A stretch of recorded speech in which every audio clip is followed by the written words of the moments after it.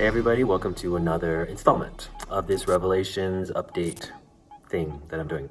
So today, dealing with a little bit of the more difficult situations, the hurdles, opposition, and failure. This is more of a personal matter for today. When I run into friends once in a while that I haven't seen for months or maybe years even, they are constantly telling me that they're really impressed that I'm still doing my passion, Revelations. And generally they might want to encourage me saying oh, I'm glad you haven't let go of it or moved on, and telling me basically keep at it, keep going, you're doing good. And I'm quick to reply I'll keep moving it forward unless God says otherwise, basically. I wouldn't even think about quitting. In my mind, a calling or a purpose is to be seen through. So giving up on it is kind of unthinkable to me unless God says otherwise. However, this does come at a cost, and there are hurdles to clear. There is opposition that I faced, and there is failure that I've had to accept. So in lieu of all these things, they come in a lot of different forms. Hurdles,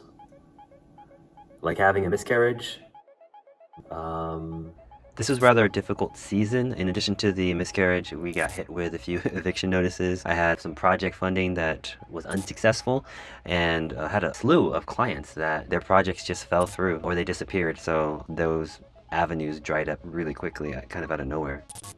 Literally having to pause the project for a couple years to take a studio job to make a living.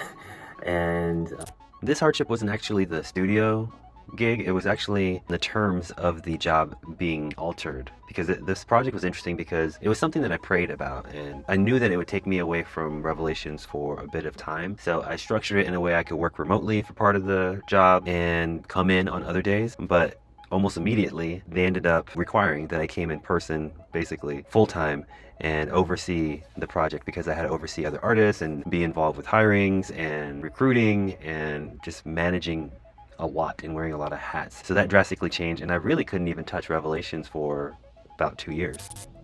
Actually, I should also mention that at the end of the project, after all of my work and what I did for the studio, I ended up being terminated suddenly, laid off, no warning. They basically called me and said, pack up your stuff, put it in a box, and you trained your replacement, and now we're gonna have to let you go, kind of a thing, without warning. The strange thing about that, or I guess sad thing about it, was the timing was not great. I had just gotten married, and my wife was in Hawaii. We got married while we were still long distance. We were in the process of buying a condo out here in California. Me getting laid off kind of was the beginning of losing that condo. And so we ended up drastically having altered our plans as a result of that. opposition that's come from a lot of places. It's come even from family and friends that have been close to me, telling me that I should just quit or stop what I'm doing. Even literally that the work that I was doing was the cause of a lot of problems, or all the problems even, in my family or in life in general. Knowing God's calling, these things were not true. These were lies or fabricated things or people's flawed perspective on matters. So I knew that, but I had to take it to God and seek counsel about how to receive or reject those words. I think this is an important point. You'll inevitably run into naysayers. Some may have good intentions, others malicious. Some may even be right, but in my experience in dealing with your calling, you need to go to the one who gave you the calling, because ultimately he will give you the definitive word on what to do.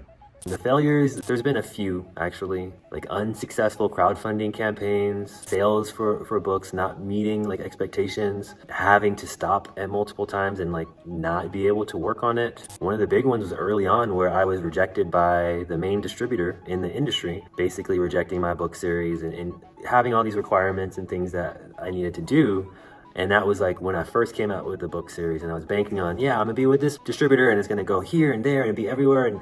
And then once that fell through, then I had to I'm gonna go and hustle on my own consignment in all these different places all over the world.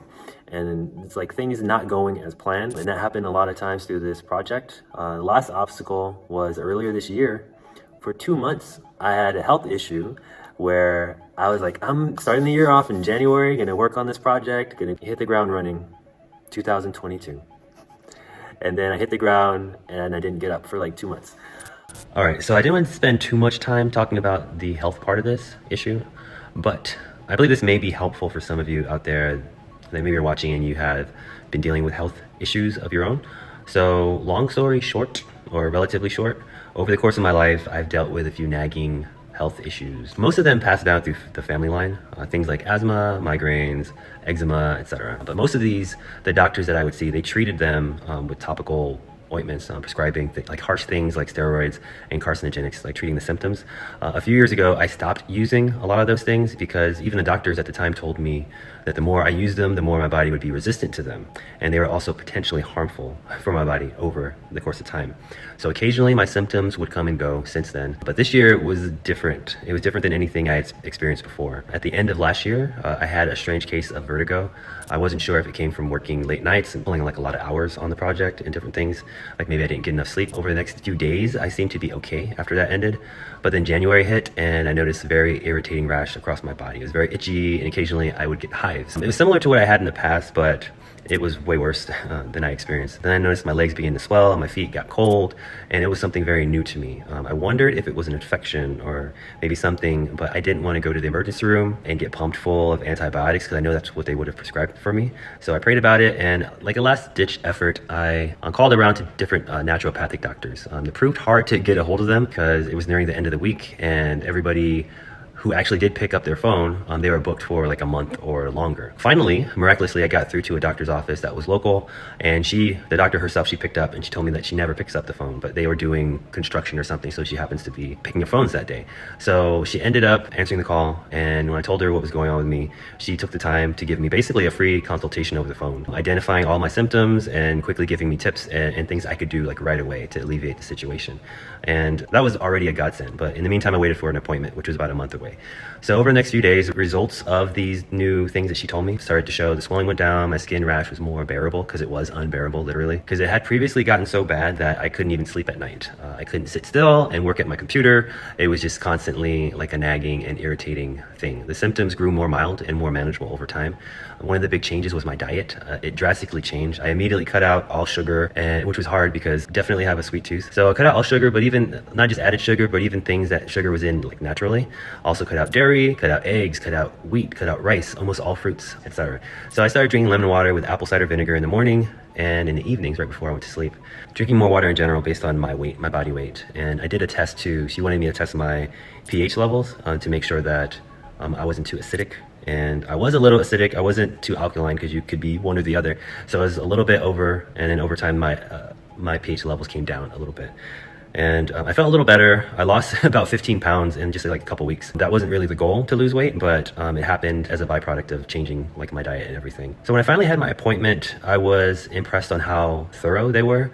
They ran several different tests, different types of tests on me. The doctor, she was a naturopath, but she also had a background as an RN. So they ran a lot of different types of tests. And with those screenings and those tests, initially they spotted the first thing was kind of like an overgrowth of yeast and parasites. And that was the first thing that they kind of wanted to focus on and deal with. Over the next couple of months, I was on a cocktail of supplements to address different issues in my body and different issues I was having within my organs, in the gut, especially the gut. The gut is such an important part of all of your body's health. So that was something that was important to kind of address initially. This was like the most pills I've ever taken, these supplements, but thankfully they were not drugs. They were all natural, like whole food kind of supplements. So now that I am 6 months into these treatments, I feel much better and I see the results. I notice my energy and natural function in my body are running a lot more smoother, running better and more efficiently. There are a few things that still I'm trying to get to the bottom of and figure out. Like I have blurriness in my right eye that has been bothersome for a few months now. It started with like halos and then it kind of made everything blurry. So that was one of the recent issues. Actually, the most recent thing that they discovered was that one of the culprits might be coconut. They found out that coconut was something that my body was not processing well. And it was pretty much in everything that I was using, like my shampoos, toothpaste, deodorants. I was putting in my smoothies and my granola, food items that I was cooking. So cutting it out has been like another step to take on and throughout this whole process. But I have definitely seen the difference. It's been about 2 to 3 weeks so far. My wife says my skin looks much better and even like the whites in my eyes are a little bit brighter since they used to be a little bit more yellowish. So the past 6 months have been quite a journey for me to go on with my health. Losing a couple of months of work on this project, but finally feeling strong and healthy enough to work and focus on the project has been an amazing blessing and like night and day from beginning of this year. And I just want to share a little bit of that testimony with you guys to encourage anybody going through any kind of health issues on their own, because for me, it has taken a healthy dosage of prayer, new types of natural treatments that are good for my body, and a lot of faith. And I think that's kind of the moral of the story for this part of the video today. When you have a passion and given a vision for it, it takes a lot to stick to it because there's almost always opposition.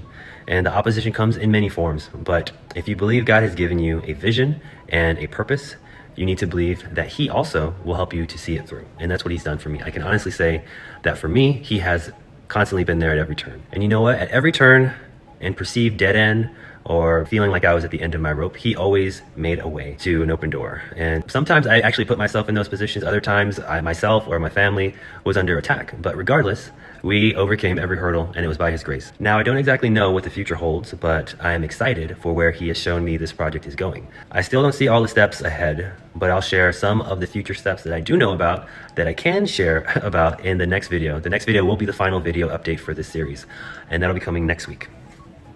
So having to deal with that health thing and all these things were kind of out of whack. So many opposition, hurdles, failures, and different things throughout this process. Through it all, there's questions that you have to ask yourself, take inventory of through this process.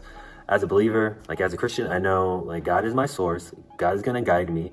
He's going to direct me in the way that I need to go. Sometimes it's not always clear. Sometimes I'm like on this step and I don't know what next step is. And it's like, I just have to step out in faith, or I need to seek him more diligently to have clarity in like what that next step is. So that's happened a lot of times. Some of the questions that you need to ask that I found, and maybe this will be helpful for someone out there watching, questions you need to ask yourself. What keeps you going? A lot of people are like, what's the motivation? What keeps you going? What inspires you? Or what moves you forward? For me, it goes back to God. Like this whole project came from him. So if he's called me to do this, if he's given me a purpose to do this book, this story, this series, which he has, then that's kind of it. And it makes it easy for me, easy in the sense that there aren't other factors that I like think about, like what do people think, or what does the industry say, what's in the market, is this even a good time for this story to come out, are people going to buy it, is there going to be a movie? Like those things are kind of, I can't make a difference about those kind of intangibles, all those variables. I can't control them. So I know I'm called to do it, so I do it. And that's kind of been for 20 years on this project, how I've approached it. I'm not here to please man. I'm not here to make people happy with it. I know this project and this story is going to impact people and in major ways, not in small ways. The story and what it will bring to people and help them see things in a different light, I believe it's going to change lives for the better and be inspirational, especially to the youth, young adults, teens and stuff like that. But I can't be concerned about what man thinks or other people think about it, because God has already said and given me instructions. So that's how I kind of keep going with it. How do I stay inspired in the process? I mean, I'm inspired by everything around me, and I always have. I kind of create from a place of what's kind of around me, what has moved me from childhood till now. And passion projects usually keep coming back, and they tug at your heart. They inspire your imagination and creativity.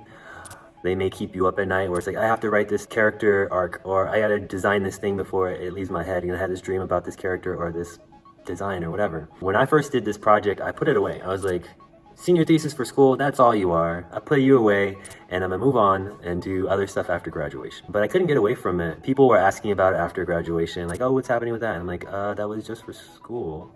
But as it turns out, it wasn't. It came back and I couldn't get away from it really. So over the next like year or two after graduation, it became like, well, I just finished a studio job. I have time, so let me develop it. And that was when the story started really developing. And that was 2002, 2003, something like that.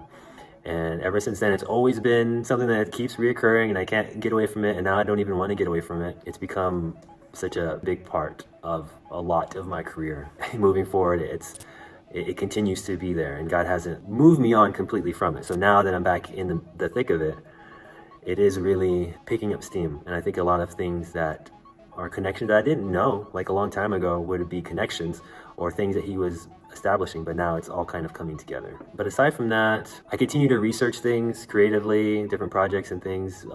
Being in the Word, there's a lot of inspiration on a lot of the rich stories, a lot of the characters, backstory of the history of the end times, as well as the book of Revelation itself, that it still inspires me today.